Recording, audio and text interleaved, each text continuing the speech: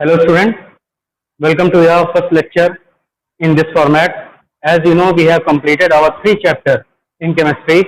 One is solution, second one is electrochemistry, and third one is chemical kinetics. Today we are going to start our next chapter, which is called surface chemistry, in which we have to cover today's topic. One is called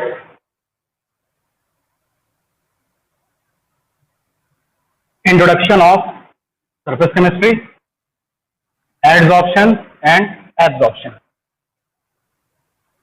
What is a surface chemistry? What is a surface chemistry? Actually, the surface chemistry is a branch of chemistry. It is a branch of chemistry which deals with the phenomena occurs at the surface, or it is a branch of chemistry which deals with the phenomena that occurs on the surface. Means यानी इस chemistry के अंदर आप करते क्या है, उन सारे फिनोमेना को यहाँ पे आप डिस्कस करते हैं जो कि यहाँ पर किसके ऊपर होता है, सरफेस के ऊपर होता है. Because all the thing are occurred in a surface, therefore we study about the surface chemistry. तो यहाँ पे सरफेस का मतलब क्या होगा कि आपको यहाँ पे सरफेस रिलेटेड क्या करनी है, उसकी स्टडी करनी है. देयर आर सब phenomena which you have already known. For example corrosion, crystallisation,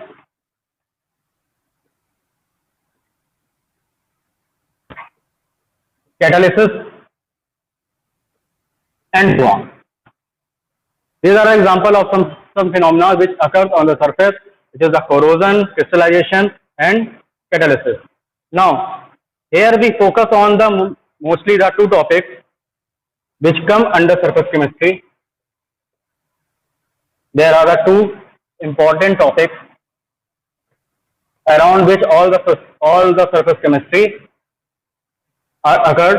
One is called as adsorption and next one is absorption. The whole surface chemistry depend on these two phenomena. One is called adsorption and next one is the absorption. What is the adsorption and absorption? As the name suggests, add means that adding. It means it is the accumulation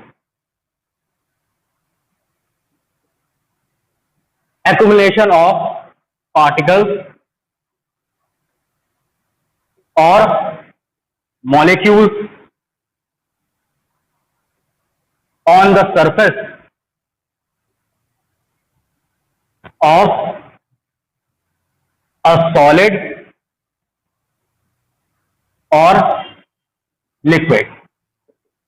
अब यहाँ पे solid और liquid क्यों लिखते हैं? क्योंकि आप जानते हो कि सॉलिड और लिक्विड ही आपके दो स्टेट हैं जिनके पास क्या मिल पाएगी, सरफेस मिल पाएगी. गैसेस के पास सरफेस थोड़ी मिलेगी, because they have the randomness. Particle में क्या होती है, रैंडमनेस होती है, तो वहां पर सरफेस आपको नहीं मिलेगी. तो यहाँ पे सरफेस कहाँ मिलेगी आपको? सॉलिड और लिक्विड के ऊपर. It means the solid and liquid are the surface provider and the foreign particles which are coming to the surface, they accumulate on the surface of this particular solid or liquid.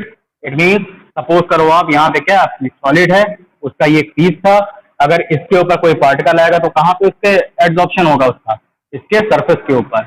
It means it adsorb, केवल क्या हो रहा है, इस पे add कर रहा है, it adsorb on the surface of solid और लिक्विड.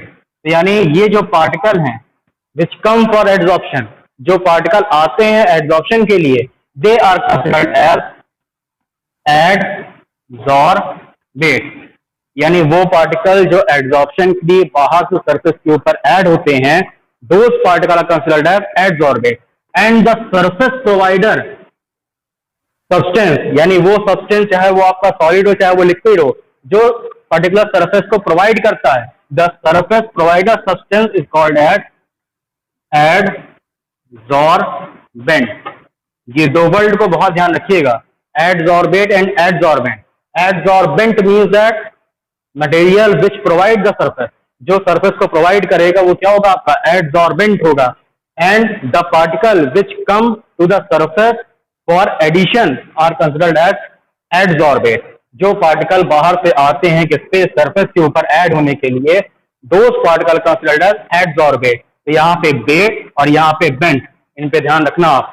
जहां पे एडसॉर्बेंट लिखा होगा इट मींस वो पार्टिकल या वो सब्सटेंस जो सरफेस को प्रोवाइड करेगा, और ये जो आपके हैं जो पार्टिकल्स हैं जो आगे सरफेस के ऊपर ऐड होते हैं, दोज आर कंसिडर्ड एज एडसॉर्बेट। उनको क्या कहेंगे हम लोग, एडसॉर्बेट कहते हैं।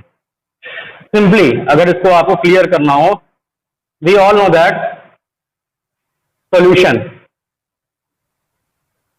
solution is made up of solute and solvent। अब यहां पे देखो क्या लिखा है आपका, सोल्यूशन है। सोल्यूशन को क्या मान लो आप, it is a adsorption. Suppose it is a adsorption. Rhymes को यहां पे आप मैच करो, सोल्यूशन एडसॉर्प्शन। सॉल्यूट का मतलब क्या होगा, it means in surface chemistry it is called adsorbate, and the solvent it is considered as adsorbent. है ना, राइम मिल रही ना, solvent, adsorbent, solute, adsorbate, solution, adsorption. Surface chemistry is a total different chemistry. यहाँ पे केवल आपको यहाँ पे अंडरस्टैंडिंग के लिए है कि जिस तरह से आप सोल्यूशन देखते हो कि सॉल्यूट होता है, सॉल्वेंट होता है, उसी तरह से सरफेस केमिस्ट्री के अंदर जब एडसॉर्प्शन होगा तो उसके अंदर क्या होंगे, एडसॉर्बेट और एडसॉर्बेंट होंगे। Here the adsorbent behave as a medium. ये क्या होता है, जिस तरह आप जानते हो ना, सॉल्वेंट इज अ मीडियम, तो ये भी क्या है, एडसॉर्बेट आपका मीडियम है। तो यहाँ मीडियम का मतलब क्या है, it is a surface provider. ये क्या होता है, it is a surface provider, ये सरफेस को प्रोवाइड करेंगे।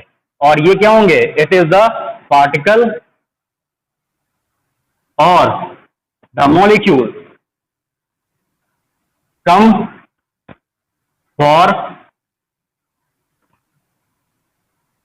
Addition,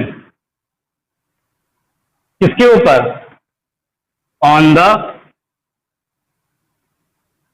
surface. सरफेस पर क्या होता है, इनका एडिशन होता है, वो सारे पार्टिकल कहते हैं हम लोग एडसॉर्बेट। तो यानी सॉल्यूट की क्या होंगे यहाँ पे आपके, ये एडसॉर्बेट आप इसको रिलेट कर सकते हो, ये आपके पार्टिकल्स हैं जो उस पर्टिकुलर एडसॉर्बेंट के ऊपर आकर क्या होते हैं, आपके एडसॉर्ब होते हैं। Is that clear? Now let's move on.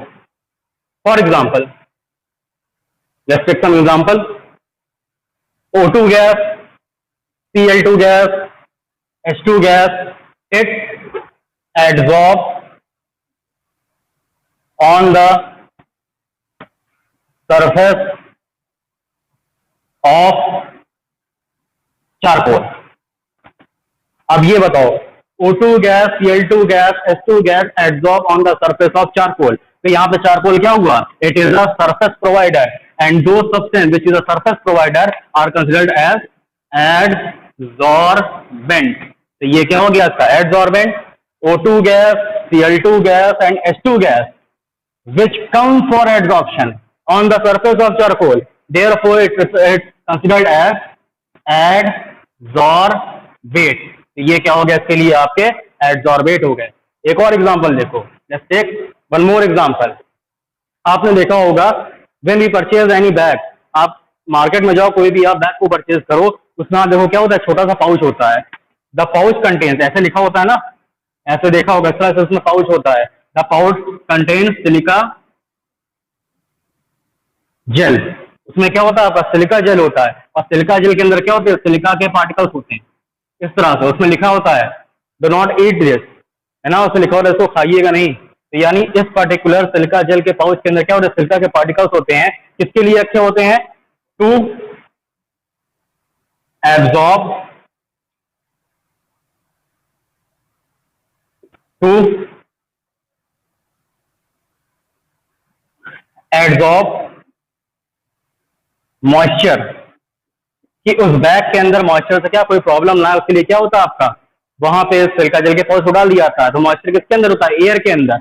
Air के अंदर मॉइस्चर होगा, और जब ये सिलिका जेल का पाउच इसके अंदर होता है तो ये करता क्या है, उस मॉइस्चर में मॉइस्चर में क्या होता है आपका H2O, उसको क्या करता है अपने ऊपर ये एब्जॉर्ब कर लेता है। अब ये बताओ सिलिका जेल क्या कर रहा है, ये सरफेस प्रोवाइड कर रहा है किसके लिए, for the absorption of moisture, moisture को एब्जॉर्ब करने के लिए करता क्या आपका ये सिलिका जेल, सरफेस प्रोवाइड करता है। Therefore this silica gel are considered as adsorbent, यही था ना, those material which provide the surface for absorption are considered as adsorbent. तो सिलिका जेल क्या हो गया यहाँ पे आपका एडसॉर्बेंट हो गया। And this particular moisture, air में जो आपका मॉइस्चर था H2O के फॉर्म में तो होगा ना, वाटर के फॉर्म में मॉइस्चर होता है। This particular moisture which come for absorption on the surface of silica gel, these moisture are considered as adsorbate. तो ये क्या हो गया आपका इसमें एडसॉर्बेट हो गया। अब there are some important point which you have to know, आपको वो चीजें जाननी चाहिए। क्या होता है, there are some metals like nickel, copper and silver, platinum, ये क्या है, these are the some metals, ये आपके मेटल्स हैं। अगर ये मेटल है कहाँ यूज करते हो इसका, आप कैटलिस्ट में यूज करते हो, तो यानी ये क्या करेंगे, ये एडसॉर्बेट होंगे कि एडसॉर्बेंट होंगे, ये क्या होंगे आपके बताओ, अगर ये मेटल्स हैं ये क्या होंगे, एडसॉर्बेट होंगे कि एडसॉर्बेंट होंगे, ये क्या करेंगे सरफेस को प्रोवाइड करेंगे। भाई मेटल जो आप डालते हो तो वो क्या करेगा, उसके पास सरफेस होगी ना, तो वो क्या करेगा, सरफेस को प्रोवाइड करेगा। Therefore, there are some metals like nickel, copper, silver, platinum. These are metals which used as adsorbent की डेट बेंड की तरह आपका होगा, एडसॉर्बेंट की तरह होगा, क्योंकि ये करते हैं क्या आपका सरफेस प्रोवाइड करते हैं, यानी क्या करते हैं आपके, it is the surface provider. Mostly आप इसमें देखते हो कैटलिस्ट की प्रोसेस में कि वहां पे निकल कैटलिस्ट होता है, प्लेटिनम कैटलिस्ट होता है, कहीं कहीं सिल्वर होता है, कहीं कहीं गोल्ड होता है, वो क्या होते हैं कैटलिस्ट आपके बिहेव होते हैं। तो कैटलिस्ट क्या करता है, उसका मतलब क्या है, catalyst is the surface provider, catalyst करता है क्या, सरफेस को प्रोवाइड करता है। Therefore these metal are behave as catalyst which is used as adsorbent और इट प्रोवाइड द सरफेस, ये सरफेस को करते हैं क्या आपके प्रोवाइड करते हैं, ठीक है ना। अब यहां पे चाहे आप कहीं नोट कर लो आप द एडसॉर्बेट, बस एक को ध्यान रखो, दूसरा आपको अपने आप पता चल जाएगा। द एडसॉर्बेट आर द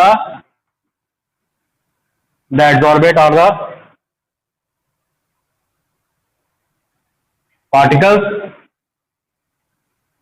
और मॉलिक्यूल, ये क्या होते हैं एडसॉर्बेट आपके क्या होते हैं, दीज आर द पार्टिकल्स और and molecule which come on the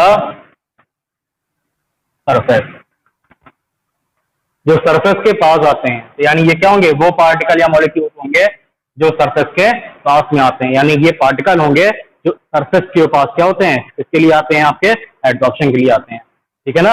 अब एडसॉर्बेंट अब आप समझ जाओगे, अगर ये पार्टिकल और मॉलिक्यूल होंगे which come on the surface, it means the surface provider, यानी जो सरफेस प्रोवाइड करेगा जिससे ये आकर के उससे एब्जॉर्ब होंगे, दो सरफेस प्रोवाइडर कॉल्ड एज क्या होगा, एडसॉर्बेंट होगा, वो क्या हो जाएगा आपका एडसॉर्बेंट हो जाएगा। Is that clear, okay. Now come to the next part which is called absorption. अब देखो एब्जॉर्प्शन क्या होता है, पहले सा एग्जांपल देख लो, आप एक फोम का पीस लो, उसके ऊपर आपने क्या किया, you put some drop of water, आप उसके ऊपर वाटर कुछ ड्रॉप पुट कर दो, after some time you realise that those water molecule which on the surface they can smoothly penetrate inside the bulb. अगर आप देखोगे उस पर्टिकुलर फोम के ऊपर जब आपने क्या किया, वाटर के मॉलिक्यूल को डाल दिया या वाटर को उसके ऊपर आपने पुट कर दिया, कुछ देर के बाद देखोगे वो पूरा वाटर क्या होता है उस बल्ब के अंदर, यानी वो फोम के पीस के अंदर क्या होता है आपका पेनिट्रेट कर जाता है ना। क्लियर हुई बात, भाई एक फोम का पीस लो, उसके ऊपर आप वाटर को पुट करो, आप देखोगे दो the piece of foam which absorb the water, वो वाटर करता क्या आपका एब्जॉर्ब करता है और बहुत स्मूथली करता है, आराम से करता है। इट मीन्स दैट एब्जॉर्प्शन क्या है, absorption is the process in which uniform distribution of particle और मॉलिक्यूल इनसाइड, अब यहां वर्ड ध्यान रखो, यहां पे क्या हो रहा था, inside the bulk. Uniform distribution क्या है कि अगर आप वाटर डालते हो तो वो क्या होता है, अंदर जाता है, जब उस पर्टिकुलर फॉर्म के वो यूनिफॉर्मली डिस्ट्रीब्यूट हो जाता है। और पार्टिकल और मॉलिक्यूल इनसाइड द बल्क, कहां पे, बल्क के अंदर, इनसाइड द बल्क। अब देखो जैसे ये आपका क्या था, मान लो सपोज करो it is a piece of foam, अगर ये फोम का पीस था तो ये क्या हुआ आपका, सरफेस प्रोवाइडर हुआ, सरफेस प्रोवाइडर है, it is a surface provider, ये क्या आपका सरफेस प्रोवाइडर।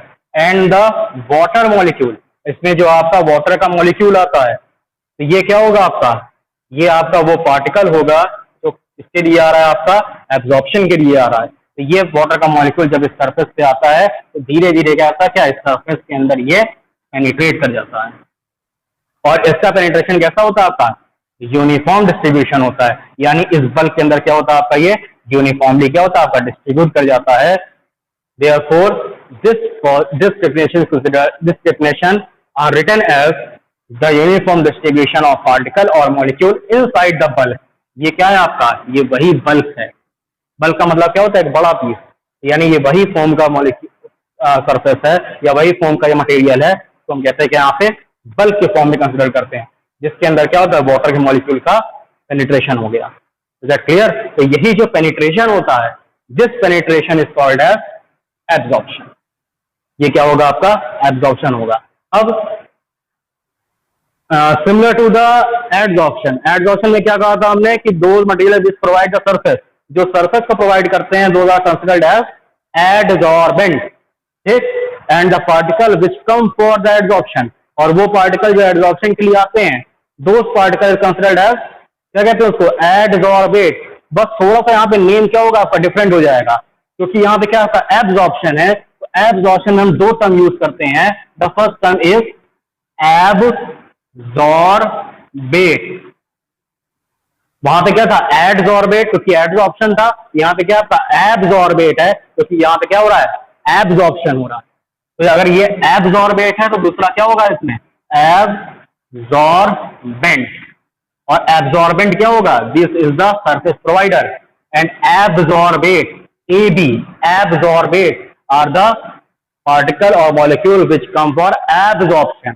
तो यहाँ पे ये जो H2O है वो किसके लिए आ रहा है आपका, absorption के लिए आ रहा है। Therefore this H2O is considered as absorbate।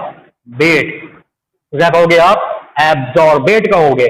And this surface provider, that is the foam, it is considered as, इसको आप क्या कहोगे, it is called absorbent।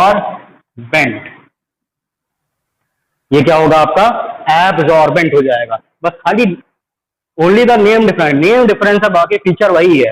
जिस तरह से एडजॉर्बेंट करता है, सरफेस प्रोवाइड करता था in adsorption, similarly in absorption the absorbent is a surface provider. यहाँ पे एब्जॉर्बेंट क्या होगा आपका, वो सरफेस प्रोवाइडर होगा। Is that clear? अब इससे भी एग्जाम्पल आपको नहीं मिलेगा, के ऊपर आपने वाटर पुट किया, वो आराम से आपका उसके अंदर एब्जॉर्ब हो गया। Is that clear? ओके। यानी क्या देखा था आपने कि सरफेस केमिस्ट्री इन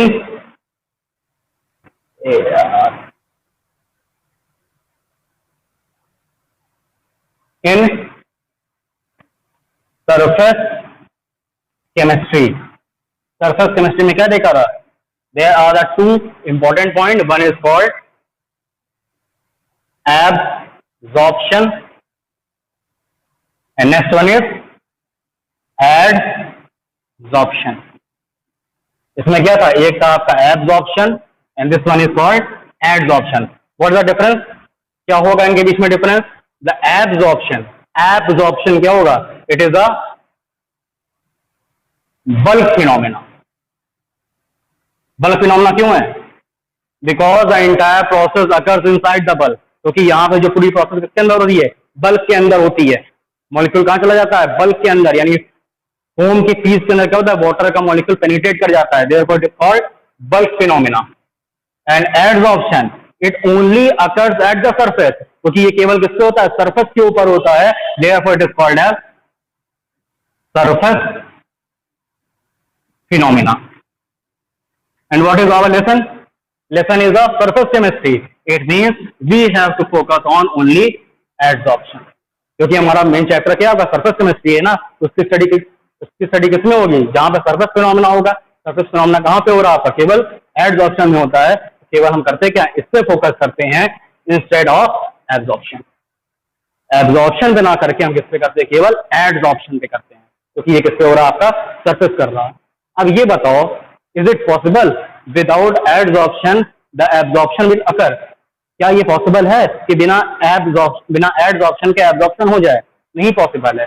आप सोच के देखो कि पहले अगर हम कहते हैं आपका it is a piece of foam, अगर ये फोम का पीस है, ठीक, अगर इससे वाटर मॉलिक्यूल अगर इसके ऊपर कांटेक्ट में आता है तो पहले क्या होगा, firstly the water molecule adsorb on the surface of foam. सबसे पहले वाटर का मॉलिक्यूल क्या होगा, सरफेस के ऊपर एडजॉर्ब होगा। After that it penetrate inside the bulk. उसके बाद क्या होगा, आपका ये बल्क के अंदर पेनिट्रेट करेगा। ऐसा थोड़ी है कि आपने उसको लिया, वाटर को डाला, वो सीधे अंदर चला गया, ऐसे नहीं होता। पहले क्या होगा, वाटर पहले उसके सरफेस पे आकर एडजॉर्ब होगा, एडजॉर्प्शन के बाद क्या होगा, एब्जॉर्प्शन होगा। तो यहां पर भी पहले क्या होगा, फर्स्ट पहले क्या होगा इसके अंदर आपका एडजॉर्प्शन, देन सेकंड क्या होगा, absorption. It means without adsorption absorption not possible. जब तक वो एडजॉर्प्शन नहीं होगा, एब्जॉर्प्शन कहां से हो जाएगा, पहले ऐड होगा फिर एब होगा। ये बात ध्यान रखना, क्लियर, ओके। बल्क फिनोमेना क्यों समझ में आया आपको, why is called bulk phenomena, because the entire process in absorption occurs inside the bulk, क्योंकि वो किसके अंदर होती है, आपकी बल्क के अंदर होती है। क्लियर हुआ ये चीज। चलो एक और एग्जांपल लेते हैं, let's take one more example. Suppose it is a bucket, ये क्या आपकी बकेट है, in which water is there. इसमें क्या हमने वाटर को पूरी तरह से फिल कर दिया है। We put a piece of wood inside this container. अगर हम यहाँ पे एक वुड का पीस ले लें, अब देखो एक बार में दोनों चीजें आपको क्लियर हो जाएगी। इसमें क्या था, आपका वुड का पीस था। टू प्रोसेस है, वी कैन रिमूव क्विकली, यानी इसके अंदर आपने वुड का पीस डाला और क्विकली क्या किया, उसको रिमूव कर दिया। And second condition, second case is that removed after 1 day। अगर आफ्टर 1 day को रिमूव करो और क्विकली रिमूव करो, दोनों में क्या डिफरेंस होगा। If we quickly remove this wood piece inside from the this water container, तो आप देखोगे कि इस वुड के पीस के ऊपर क्या होगा, इस तरह से जो वाटर के जो मॉलिक्यूल हैं उसके ऊपर क्या होंगे, पूरी तरह से आपके कंडेंस हो जाएंगे। If we remove this wood piece after 1 day, जब आप 1 day के बाद अगर उसको निकालो तो उसके बाद देखोगे this wood piece is totally कैसी हो जाएगी, आपकी वेटेड फ्रॉम वाटर, यानी ये पूरी तरह से क्या होती है, वेट हो जाती है। इसके अंदर क्या होगा, पानी पूरी तरह, वाटर जो क्या होगा पूरी तरह से इसके अंदर स्टोर हो जाता है। आप घर पे एक्सपेरिमेंट करके देखना कि वुड का पीस लेना, उसको वाटर में डाल देना, एक बार उसको ऐसे डाल के निकाल देना बाहर, और एक बार क्या करना, उसको लगी छोड़ देना। आफ्टर 1 day उसको आप निकाल के देखना, दोनों में आपको डिफरेंस समझ में आ जाएगा कि फर्स्ट केस में क्या होगा कि वाटर है लेकिन किसके ऊपर है, आपका सरफेस के ऊपर है। एंड आफ्टर 1 day अगर रिमूव करोगे तो जो वाटर था उसको क्या करेगा, वो वुड का पीस एब्जॉर्ब कर लेगा। तो वाटर के मॉलिक्यूल कहाँ चले जाएंगे, आपके इनसाइड द बल्क चले जाएंगे। तो यहाँ पे क्या होगा, अगर क्विकली रिमूव करते हैं तो यहाँ पे क्या होगा, केवल adsorption. If we remove this particular wood after 1 day, तो हम क्या कहेंगे, it is the absorption, it is the absorption. और ये एब्सॉर्प्शन कैसा होता है, it is the uniform process. कैसी होती है, आपकी यूनिफॉर्म डिस्ट्रीब्यूशन होता है। धीरे धीरे जो आपके वाटर के मॉलिक्यूल हैं वो कहाँ चले जाएंगे, इनसाइड द बल्क चले जाते हैं। क्लियर हुई कितनी बात। It is the total explanation of adsorption and absorption. दोनों को आपने क्या किया, यहाँ पे आपने इसको अच्छे से डिस्कस कर लिया। Now come to the next part. There are some types of adsorption. Focus किस पे करना है? सरफेस फिनोमेना पे ना, and adsorption is a surface phenomena. Therefore, we only study the types of adsorption. इसलिए हम करते हैं क्या? टाइप्स ऑफ एडसॉर्प्शन को यहाँ पे डिस्कस करते हैं.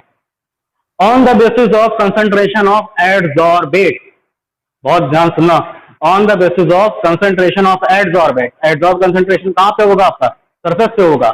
On the basis of concentration, और किसका कंसंट्रेशन? एडसॉर्बेट का concentration. On the basis of concentration of adsorbate, the adsorption is divided into two categories. One is called positive adsorption and next one is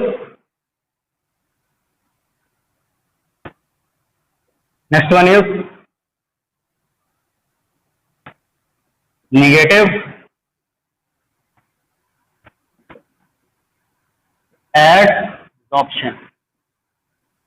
As the name suggests, positive means that higher concentration, negative means that lower concentration. If the concentration of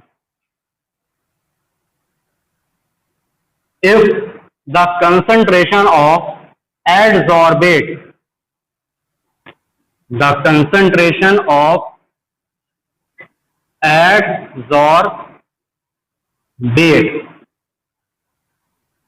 high on the surface of adsorbent, यानी ये जो आपका एडसॉर्बेंट है, इसकी surface के ऊपर अगर एडसॉर्बेट या कंसंट्रेशन मींस दैट क्या होता है? The concentration is proportional to the mass. यानी अगर इसके सरफेस के ऊपर एडसॉर्बेट का मास ज्यादा, यानी उसकी कंसंट्रेशन अगर ज्यादा है, those type of adsorption are considered as positive adsorption.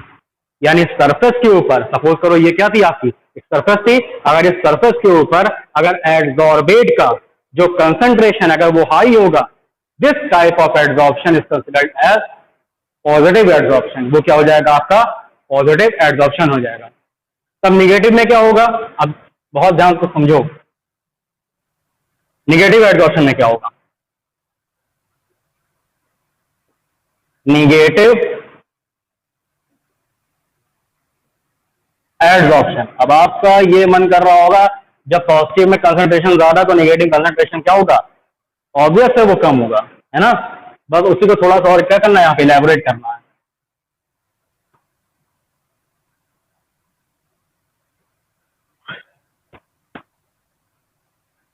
Negative adsorption. और देखो ये क्या थी आपकी? It is a adsorbent. ये क्या हो गया आपका? एडसॉर्बेंट. तो बार बार क्यों लिख रहे हैं? इसलिए कि आपको क्लियर हो जाए. एक बार तो क्लियर कर लो आप. ये क्या हो? Surface provider that is always called adsorbent during in the process of adsorption. ठीक है. अब यहां पे देखो,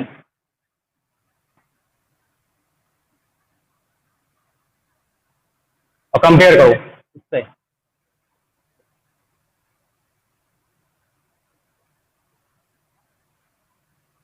यहाँ कितने पार्टिकल हैं? There are 3 particle of adsorbate. यहाँ कितने पार्टिकल है? 1 2 3 4 5 particle of adsorbate. It means if the concentration of adsorbate is less at the surface of adsorbent. यहाँ पे क्या है?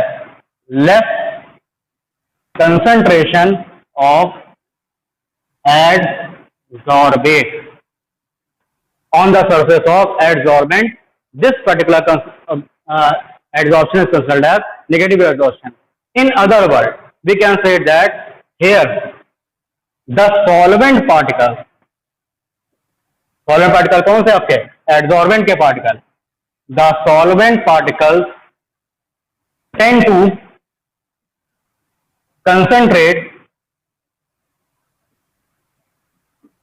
concentrate on the surface of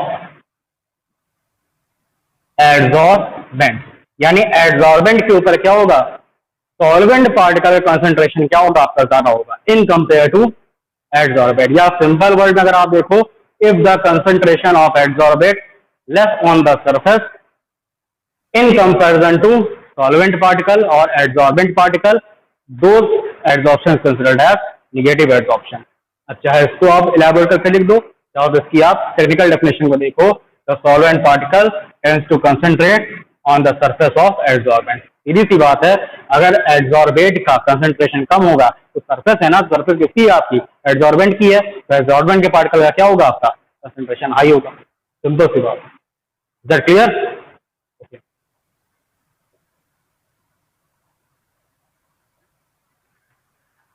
अब एक क्वेश्चन आपके माइंड में होगा, there is one question, why, ये एडसॉर्प्शन होता क्यों है? Why means reason for adsorption, या रीजन ऑफ एडसॉर्प्शन भी कर दो, वो भी क्या होगा, रीजन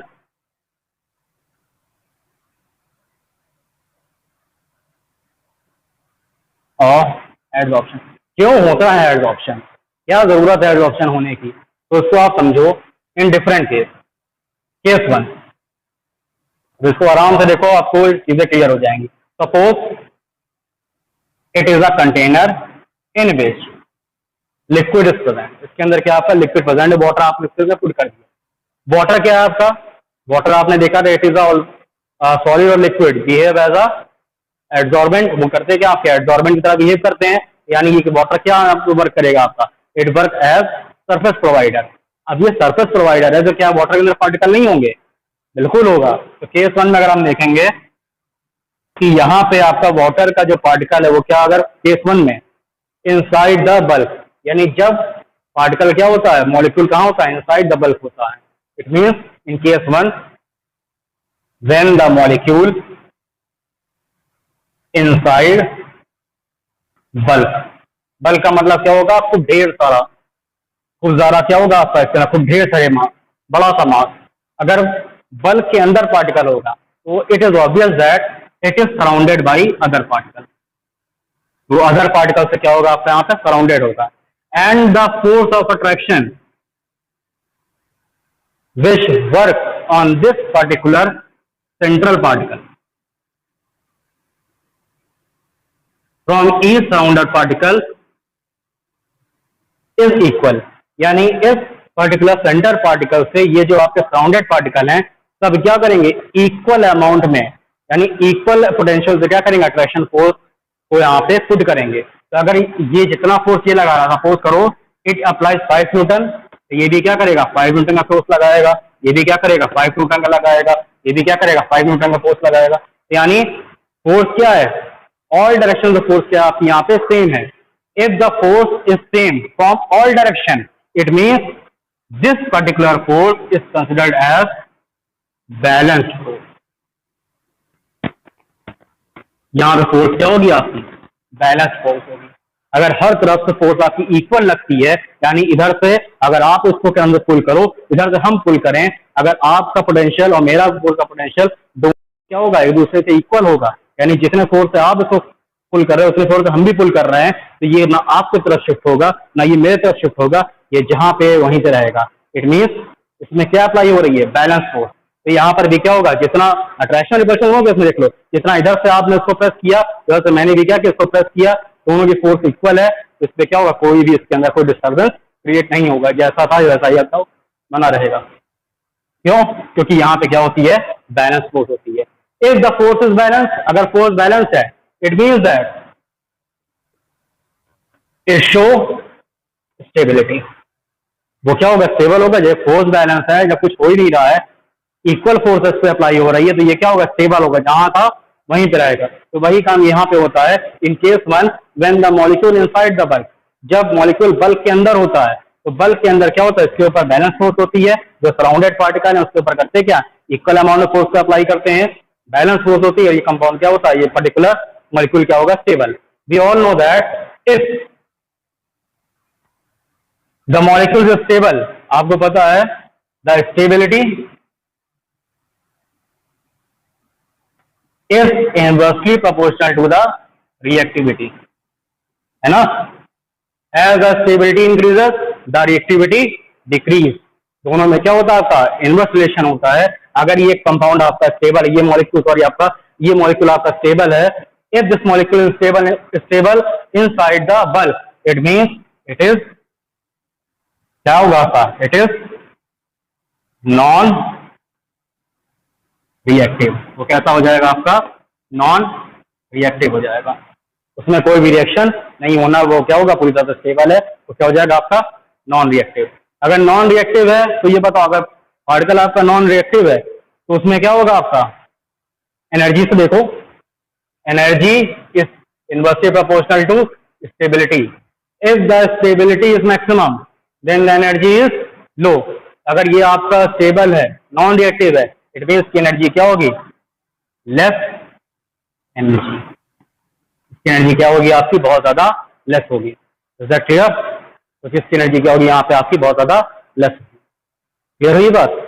चलो come to the next case, case 2। अब इसको बहुत ध्यान समझना। फर्स्ट केस में क्या था, when the particle inside the bulk, जब पार्टिकल आपका बल्क के अंदर था, तो इन दिस केस ये क्या था आपका, वाटर सिलेंडर फिल था। अब यहां पे जो पार्टिकल है वो कहां पे आपका, सरफेस के ऊपर है। हियर द पार्टिकल, लिख देते हैं यहां पे, द पार्टिकल और मॉलिक्यूल एट द सरफेस। अगर ये सरफेस पे होगा, सरफेस पे होगा, चलो इधर तो इसको पार्टिकल मिल गया सराउंडेड है, इधर पार्टिकल मिल गया सराउंडेड है, इधर पार्टिकल मिल गया सराउंडेड है, लेकिन जो अबव एरिया है, ऊपर का जो एरिया है, अपर एरिया, क्या वहां पे कोई पार्टिकल है? भाई सरफेस के ऊपर है, तो यहाँ पे ऊपर कोई पार्टिकल है? नहीं है। पार्टिकल यहाँ पे क्या आपका ऊपर से, यानी अपर साइड से पार्टिकल क्या आपका फ्री है। तो अब बताओ, इसने फोर्स लगाया 5 न्यूटन का, इसने फोर्स लगाया 5 न्यूटन का, इसने फोर्स अप्लाई किया किसका आपका 5 न्यूटन का। अगर यहाँ पे कोई पार्टिकल नहीं है तो क्या ये फोर्स बैलेंस होगी?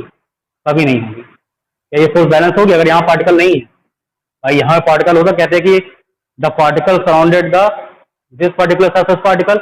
जब यहाँ सरफेस पार्टिकल को किसी ने सराउंड नहीं किया टोटली, तो अपर साइड से इसके बाद फोर्स अप्लाई नहीं हो रही है, इट मीन्स यहाँ पे फोर्स कैसी हो जाएगी आपकी, इट मीन्स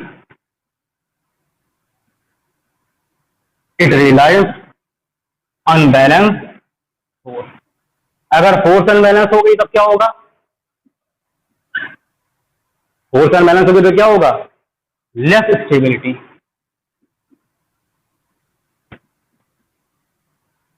ये बात है ना, अगर फोर्स अनबैलेंस हो गई, यानी आप उधर से उसको पुल कर रहे हो, उधर हम पुल कर रहे हैं, मान लो मेरा पोटेंशियल कम है, आपका पोटेंशियल बहुत ज्यादा है, तो आप क्या करो, इसको अपने तरफ खींच ले जाओगे, यही होगा ना। वैसा यहाँ पर भी है, यहाँ पे क्या हो रहा है, आपका अनबैलेंस फोर्स है, तो जस्ट फोर्स ज्यादा लगी, उस तरफ क्या होगा, पार्टिकल आपका मूव करना स्टार्ट कर देगा, यानी यहाँ पे क्या होगी, स्टेबिलिटी लेस हो जाएगी। If the stability is less than reactivity क्या हो जाएगी, इसकी हाई हो जाएगी। Just opposite of first case, वहां पे क्या था, हाई स्टेबिलिटी थी, रिएक्टिविटी क्या थी आपकी, वहां पे क्या थी, रिएक्टिविटी आपकी कम थी, और यहाँ पे क्या आपकी लेस स्टेबिलिटी है, तो यहाँ पे रिएक्टिविटी क्या होगी, हाई हो जाएगी। Reactivity it means that when any particle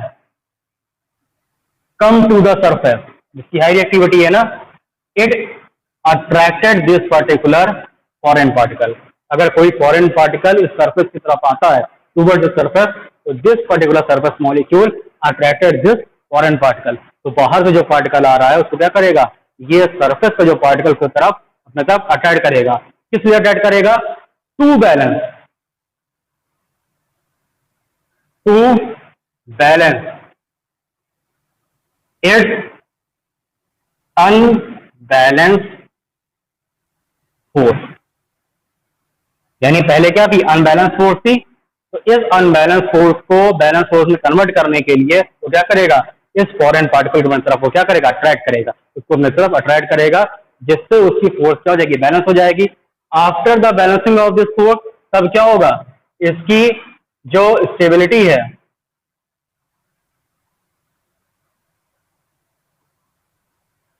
इसकी जो आपकी स्टेबिलिटी है,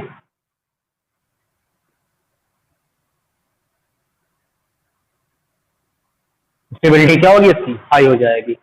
अब यहाँ पे स्टेबिलिटी क्या हो जाएगी, इसकी हाई हो जाएगी। अब ये बताओ, जब ये फॉरेन का पार्टिकल इसके ऊपर आकर के एड्जॉर्ब होगा, एड्जॉर्प्शन हो, वहां भी क्या हो, कोई ना कोई फोर्स ऑफ अट्रैक्शन होगा, भले थोड़ा सा ही हो, लेकिन फोर्स ऑफ अट्रैक्शन तो आपका होगा ही। और फोर्स ऑफ अट्रैक्शन है तो उनके बीच में क्या होगा, वीक अट्रैक्शन फोर्स वर्क करेगी। और आपको पता है, इफ द मॉलिक्यूल अट्रैक्टेड, अगर मॉलिक्यूल अट्रैक्ट करते हैं, it emits some amount of energy, वो कुछ एनर्जी क्या करते हैं, आपके एमिट करते हैं। तो यहाँ पे जब ये पार्टिकल इसके आकर के एब्जॉर्ब होगा, केमिकल बॉन्डिंग में क्या होता है, जब रिएक्टेंट मॉलिक्यूल आपस में मिलते हैं, जब बॉन्डिंग बनती है, तो उसमें क्या होगा, एमिशन ऑफ एनर्जी होती है ना। और जब बॉन्ड ब्रेक करते हो आप, तो क्या होता है, एनर्जी को आप सप्लाई करते हो। जब बॉन्ड को आप ब्रेक करना तो आप करते हो, एनर्जी को बाहर सप्लाई करते हो, तो उस समय एनर्जी बढ़ जाती है, इसीलिए बॉन्ड एनर्जी क्या होती है, बॉन्ड आपका जैसे भी ब्रेक कर जाता है। तो यहाँ पे क्या अट्रैक्शन है, बॉन्ड भी क्या है, it is a type of attraction force. तो यहाँ भी अट्रैक्शन हो रहा है किसके बीच में, the surface adsorbent particle to the adsorbate particle. तो यहाँ पे भी क्या हो रहा है, एड्जॉर्बेंट के सरफेस पार्टिकल पे और एड्जॉर्बेट के पार्टिकल बीच में क्या हो रहा है, अट्रैक्शन फोर्स हो रहा है, due to which it emit some amount of energy. तो यहाँ पे क्या होगा, कुछ एनर्जी का यहाँ पे एमिशन होगा। तो अगर एनर्जी का एमिशन हो गया तो स्टेबिलिटी क्या होगी, ऑटोमेटिक आपकी हाई हो जाएगी। तो आप रिलेट कर सकते हो, energy is proportional, inversely proportional to the stability. अगर स्टेबिलिटी हाई है तो एनर्जी क्या होगी, ऑलवेज लेस होगी। स्टेबिलिटी अगर हाई है तो एनर्जी क्या होगी, ऑलवेज लेस होगी। वो चीजें आपको यहाँ पे क्लियर होती हैं। When this foreign particle come for adsorption, इसलिए एड्सॉर्प्शन के लिए to balance the unbalance force. कौन करता है ये काम, आपका एड्सॉर्बेंट करता है, अपने अनबैलेंस फोर्स को फोर्स बैलेंस फोर्स में कन्वर्ट करने के लिए इसको अपने ऊपर एब्जॉर्ब करता है। उस कंडीशन में इसके अंदर से कुछ अमाउंट ऑफ एनर्जी रिलीज होती है, और अमाउंट ऑफ एनर्जी अगर रिलीज होगी यानी एनर्जी कम होगी, स्टेबिलिटी क्या होगी, इसमें हाई हो जाती है। इन दिस कंडीशन, पहले क्या थी, रिएक्टिविटी हाई थी, और जब एड्सॉर्प्शन हो गया, यानी जब फॉरेन पार्टिकल वहां पे अगर आपका ऐड हो गया, उस समय क्या हो गया, स्टेबिलिटी हाई हो गई। तो इस समय जो आपकी रिएक्टिविटी है, in this condition the reactivity is less. Reactivity क्या हो जाएगी, यहाँ पे आपकी लेस हो जाएगी। तो यानी अगर आप यहाँ पे देखो तो दो कंडीशन बनती है आफ्टर एड्सॉर्प्शन। एड्सॉर्प्शन के बाद क्या होगा, फर्स्ट केस प्रोसेस कैसी होगी आपकी, एनर्जी रिलीज हो रही है after adsorption, the process become exothermic. Process कैसी होती है आपकी, एक्सोथर्मिक होती है, यानी यहाँ पे एनर्जी क्या होती है, रिलीज कर जाती है। एनर्जी क्या होती है, यहाँ पे आपकी निकल जाती है। अगर एनर्जी निकल गई, energy is inversely proportional to stability.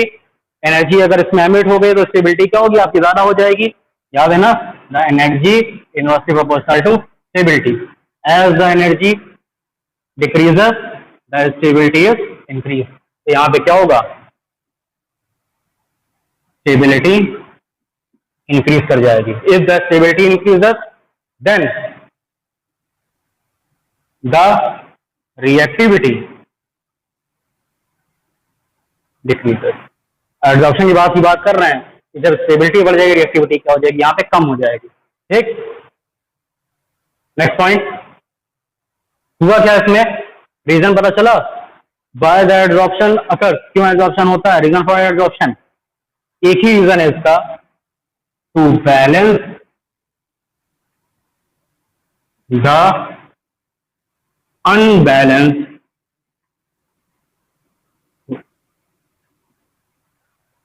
To balance the unbalance force, यानी जो अनबैलेंस फोर्स थी उसको बैलेंस करने के लिए ये पूरी एड्सॉर्प्शन की प्रोसेस होती है। This is the reason for adsorption.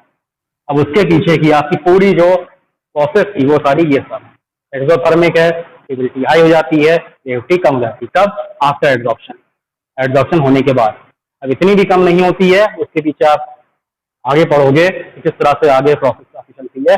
यहां तक इंट्रोडक्शन ऑफ सरफेस केमिस्ट्री में आपने ये सारे पॉइंट यहाँ पर डिस्कस कर लिया। यहाँ पे आपने एड्सॉर्प्शन को देखा, एब्सॉर्प्शन को देखा। Adsorption is a surface phenomena, absorption is a bulk phenomena. दोनों में क्या क्या चीजें आपने डेफिनेशन को देखा, उसके एग्जांपल्स को देखा, और इस सारी प्रोसेस को रीजन देखा। What is the reason of adsorption, adsorption का रीजन क्या है, उसकी भी आपने स्टडी कर दी। और आपके लिए होमवर्क है, try to do with your own. Question is that right the difference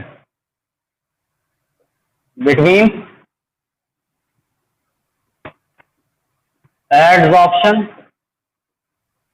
and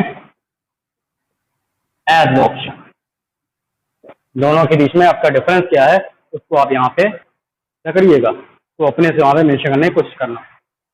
next class में we can start our class from this question. इस क्वेश्चन से आपकी क्लास को स्टार्ट करेंगे। टिल देन, तब तक आप क्या करो, इस क्वेश्चन के आंसर को खुद से लिखने की कोशिश करना on the basis of this explanation. इस एक्सप्लेनेशन के बेस पे एक आपको मैं पॉइंट दे देता हूँ। One point is that in absorption the uniform distribution, और एडजॉर्प्शन, एब्जॉर्प्शन में क्या हो रहा था, एब्जॉर्प्शन में क्या हो रहा था आपका यूनिफॉर्म डिस्ट्रीब्यूशन हो रहा था, और एडजॉर्प्शन में क्या होगा आपका नॉन यूनिफॉर्म डिस्ट्रीब्यूशन होगा। अब इसके आगे की चीजें आप देखो क्या क्या चीजें आपको यहाँ से मिलती हैं, वो रीड आउट करिएगा, उसको देखिएगा, उसको समझिएगा, वहाँ पे वो मेंशन करिएगा। Okay, thank you class, meet you in next lecture. Till then, revise the thing and try to write the answer of the given question. Okay class, thank you.